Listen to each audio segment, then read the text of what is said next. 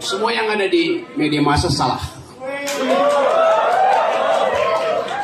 Gak ada politik dinasti di Indonesia, sama sekali tidak ada. Dinasti itu ada dalam sistem kerajaan. Dinasti itu ada di dalam tradisi politik Amerika. Di Indonesia nggak ada dinasti. Di dalam sistem kerajaan, dinasti itu basisnya keturunan darah dan harus berdarah biru. Dinasti yang sekarang berdarah kotor.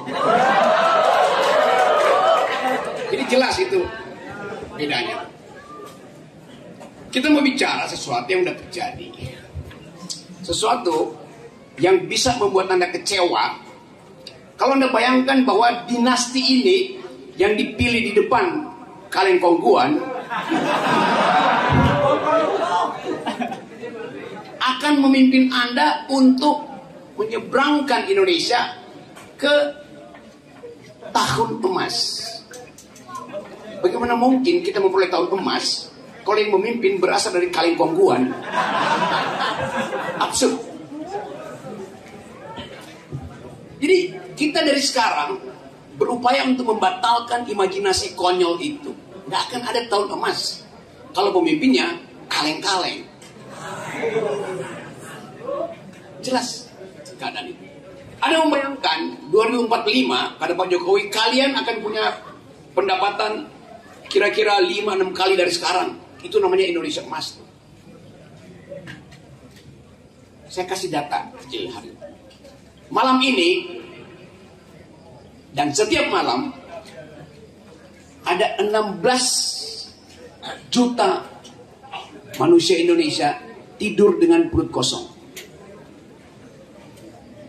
Kelaparan di Asia itu tertinggi. Bayangin, setiap malam ada 16 juta orang Indonesia tidur dengan perut kosong. Kurang lebih 9 juta keluarga tidur dengan perut kosong. Sementara satu keluarga ingin mengendalikan masa depan 220 juta rakyat. Bagaimana Anda bayangkan kontras etika itu? Setiap hari, setiap kelahiran, setiap rahim perempuan yang melahirkan bayi hari ini, dia akan dibebani oleh 50 juta rupiah hutang Jokowi. Ya.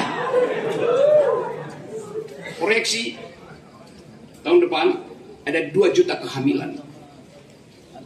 Hutang kita kira-kira 16.000 triliun digabung. Artinya setiap bayi itu dibebani oleh 50 juta rupiah. Bayi itu begitu lahir, dia harus bayar hutang dinasti berdarah kotor ini.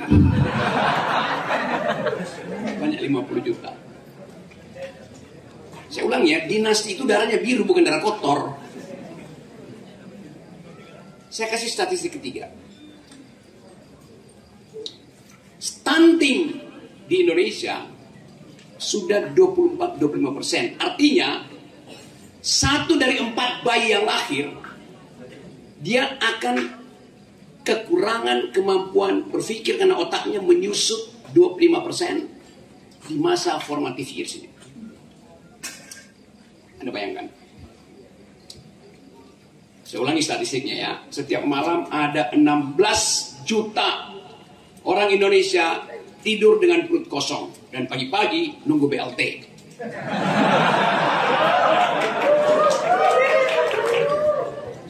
Ada keputusan. Sri Mulyani tadi pagi bilang bantuan beras akan diperpanjang sampai 2022 tahun ke depan, 2023-2024. Sepanjang tahun pemilu akan ada bantuan beras 10 kg. Artinya kalian nanti di gang-gang itu akan ada petugas datang bawa beras 10 kg dan logo seorang bocah nakal. Pasti itu terjadi. Kemarin malam subuh-subuh ratusan truk ngangkut baliho Gibran sepanjang Banyuwangi, Jember. Sudah rapi, tinggal dipasang. Anda lihat nanti betapa seragam bentuk baliho itu dan rapi. Tadi saya lihat ada banyak baliho tapi nggak rapi. Itu artinya dipasang oleh relawan, dipasang oleh orang kampung pakai bambu biasa. Anda bayangkan dalam 1 minggu ini akan penuh dengan baliho yang rapi. Siapa yang pasang itu? Pasti orang yang berseragam rapi.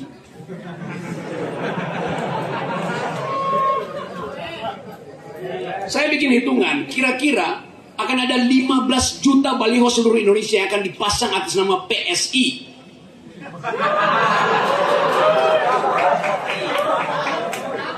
Untuk wajah seorang bocah. Ini serius. Ada berapa jumlah anggota PSI? Bayangkan.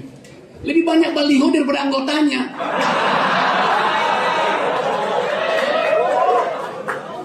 Jadi dengan matematika kecil kita tahu bahwa ada pengerahan aparat. Karena itu jauh-jauh hari, tadi pagi Muldoko bicara di depan istana, tidak akan ada intervensi. Kenapa? Karena ASN, Polri, TNI dilarang melakukan intervensi. That's normative. Sama Mas Jokowi bilang, gak akan ada utang. Sama aja. Apa yang diucapkan beda dengan apa yang dilakukan. Besok saya mau hadiri pertemuan ilmiah Himpunan Hipnotis Indonesia. Serius, ada himpunan itu. Saya pembicara besok.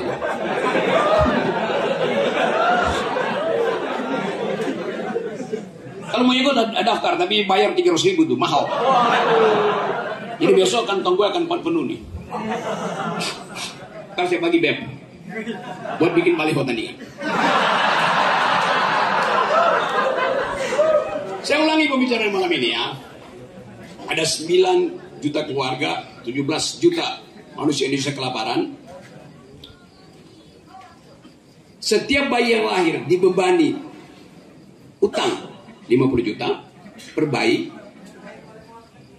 Setiap satu dari bayi yang lahir akan kehilangan 25% otaknya. Dengan statistik ini, Anda proyeksikan Indonesia emas yang dijadikan Jokowi bonus demografi, masuk akal nggak? Saya tambahin statistiknya. 80% dari pemilih Indonesia hanya sekolah 7 tahun, artinya tidak lulus SMP. Bonus demografi itu kah? Tidak lulus SMP, kalau dia hamil, bayinya kemungkinan kena nutrisi 25% dan pasti bayar utang 50%, 50 juta, dan keluarganya akan tidur dalam keadaan lapar. Bagaimana kita membayangkan bonus demografi dengan keadaan seperti itu? Saya ingin kalian berpikir, semua ucapan yang keluar dari istana itu lebih buruk dari bungkus kacang. Tidak ada ide di dalam negeri ini yang memungkinkan kita percaya bahwa akan ada bonus demografi, akan ada Indonesia emas. Ini saya mulai dengan ilustrasi kecil. PSI itu didirikan untuk menampung aspirasi anak muda. Pada waktu didirikan, Grace Natali telepon saya. Bang Rob, boleh nggak kasih kuliah? Untuk pertama kali partai itu membuat diskusi tajam untuk membahas ide tentang solidaritas. What is this thing called solidarity? Apa sih solidaritas itu? The idea behind Bunga Mawar itu apa? Saya kasih kuliah kira-kira 3 jam tentang ini. Saya mulai dengan revolusi Prancis menerangkan bahwa solidaritas ditumbuhkan oleh satu peristiwa berdarah di tahun 1789 di alun-alun kota Paris jam 10 pagi, ketika Raja Louis XVI yang mengklaim dirinya bahwa mahkota dia tidak mungkin copot dari kepalanya karena dipasangkan oleh Tuhan, Louis XVI Karena perbuatan otoriter dia menyebabkan Prancis bangkrut. Dia diseret di 1769. Revolusi Prancis itu Revolusi Prancis 13 tahun setelah Revolusi Amerika. Revolusi Amerika itu 1776 tambah 13, 1789. Si raja ini, pimpinan dinasti Prancis ini, ditaruh persis di bawah pisau gilotin.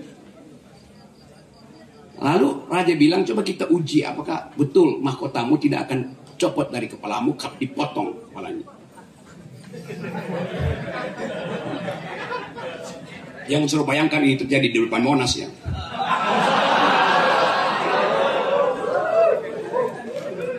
Dalam 2 detik, 1-2 tak. Yang copot bukan sekedar mahkotanya copot dari kepalanya copot dari badannya. Itu pertanda pertama demokrasi itu. Bahwa suara rakyat adalah hukum tertinggi. Vox populi suprema lex. Nggak perlu tunggu Mahkamah Konstitusi untuk memutuskan bahwa Raja Louis XVI telah mengkhianati kedaulatan rakyat. Itu peristiwa pertama dalam sejarah kita belajar tentang demokrasi, bahwa demokrasi adalah hak rakyat untuk memulihkan kedaulatannya. Lalu kita belajar tema Revolusi Prancis yang saya kira menjadi tema dari BEM, karena BEM kabinet apa, coba balik sebentar ya, coba lihat absen supaya ada bukti. Lambat.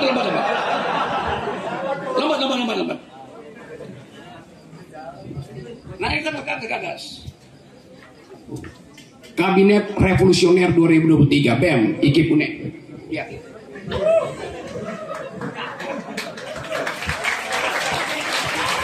Nama kamu siapa nama kamu? Hah? Zulvan. Louis Zulvan Bonaparte.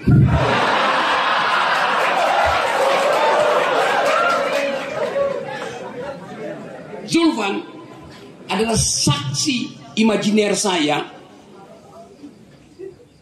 yang melihat putusnya Raja Louis XVI. Saksi imajiner. Saya membayangkan Zulvan ada pada waktu itu. Dan dia mengingatkan kembali tentang pentingnya perubahan politik yang revolusioner. Apa itu perubahan revolusioner? Perubahan kualitatif. Revolusi artinya perubahan dari suatu kualitas pindah pada kualitas yang lain. Ada anak fisika enggak? Anak kimia enggak? Namanya anak kimia. Perubahan kualitatif itu namanya perubahan kimiawi. Perubahan kuantitatif namanya perubahan fisika.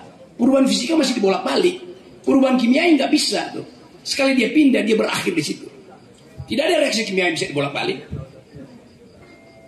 Tapi kalau saya pukul metal itu secara fisika, dia bisa jadi pipi, tapi saya bisa bentuk lagi dia jadi. Itu bedanya. Jadi perubahan revolusioner selalu bersifat kualitatif, berubah kualitasnya. Perubahan fisika, perubahan kuantitatif, bentuknya berubah. Oke ya, ini kuliah sedikit tentang dasar-dasar berpikir kimia. Saya ulangi. Jadi sejak ada Revolusi Prancis, kita punya ide tentang solidaritas, yaitu ada 3 sih diktum Revolusi Prancis. Liberté, égalité, fraternité. Liberté artinya kebebasan, égalité artinya persamaan, fraternité artinya persaudaraan. Itu dasar solidaritas yang kemudian saya terangkan pada teman-teman muda di PSI. Yang pintar-pintar ada beberapa yang PhD. Lalu saya terangkan pada mereka, bunga mawar itu adalah simbol sosialisme Eropa. Mawar merah itu simbol partai-partai buruh Eropa. Simbol gerakan kiri Eropa yang menghendaki ada keadilan sosial. Sekarang Anda tanya pada Saudara Kaisang, apa artinya solidaritas? Kalau untuk pasang baliho aja, dia minta solidaritas aparat berdasarkan perintah bapaknya. Kita harus bikin hipotesis begitu, karena kita nggak mungkin kasih keterangan kalau begitu. 15 juta baliho yang akan dipasang di seluruh Indonesia dipasang oleh Bandung Bondowoso apa? Seluruh jin Tomang ditambah dengan tuyul Ancol nggak bakal mampu masang 17-15 juta baliho. Jadi pasti ada pengerahan aparat. Itu logikanya. Gak usah tanya lagi yang begitu. Dengan mudah kita tahu berapa banyak anggota PSI yang mampu pasang itu. Anggota PSI cuma di kota-kota besar sedikit. Saya balik pada tadi. Seorang pemimpin dia mesti mengerti simbol solidaritas, arti bunga mawar. Tanya pada Kaisang. Karena itu saya dapat berita bahwa akan ada kongres luar biasa di PSI untuk mengganti simbol bunga mawar. Akan diganti dengan kulit pisang.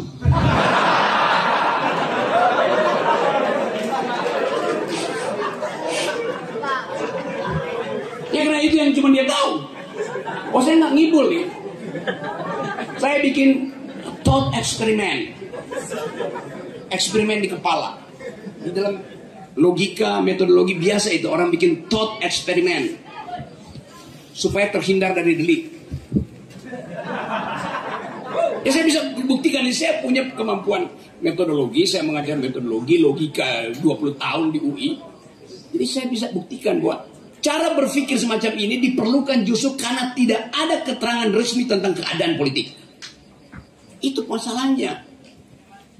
Nanti dianggap Rocky Gerung nyebar hoax. Rafael Harun, semua kita nyebar hoax. Datanya Anda gak punya. Sekarang saya tanya, data kalian mana para menteri? Saya dituduh sekarang tersangka karena dianggap menyebar data palsu tentang jumlah pemain sawit, tentang produksi sawit, tentang masalah sawit. Rocky Gerung nggak tahu datanya. Sekarang tanya pada Departemen Pertanian, tanya pada Perdagangan, tanya pada Asosiasi Sawit, mana datanya? Beda-beda. Artinya nggak ada data. Sekarang Anda boleh ngibul sebetulnya, nggak ada soal, nggak akan ditangkap. Karena pemerintah nggak pernah punya data. Data yang dia bikin hari ini adalah Indonesia, generasi kita, generasi Anda akan tumbuh pendapatannya 4 kali lipat di 2030 ke 2045. Kita senang. Tetapi yang disebut bonus demografi itu adalah perbandingan antara generasi di Indonesia dengan yang ada di Taiwan, Thailand, Vietnam, Singapura, Malaysia. Anda bertumbuh 10 kali lipat, Malaysia bertumbuh 30 kali lipat, tetap Anda miskin. Begitu cara berpikirnya, yang gak pernah diterangkan oleh kementerian, oleh kabinet. Bonus demografi adalah perbandingan antara kapasitas Anda dengan kapasitas generasi sejenis Anda di lingkungan Asia minimal. Itu namanya bonus demografi.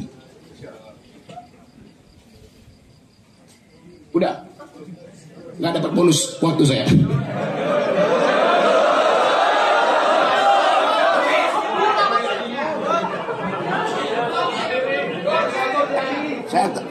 Saya teruskan nanti dalam tanya jawab. Tetapi yang saya mau ingatkan adalah bahwa ini era di mana kebohongan itu menular ke semua orang. Ditipu oleh statistik. Dengan cara itu pemerintah ini mengatakan bahwa kami bisa menuntun Anda sampai di 2045 dan menjadi generasi penerus bangsa.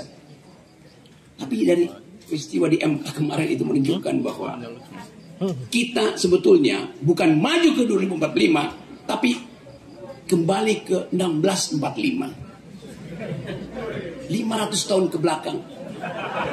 Ketika feodalisme masih menguasai bangsa ini. Ketika pemilihan raja di Jawa tidak didasarkan pada surat suara, tapi pada suara langit. Dan itu yang memungkinkan kita ada di sini. untuk mengembalikan Indonesia yang berpikir. Terima kasih.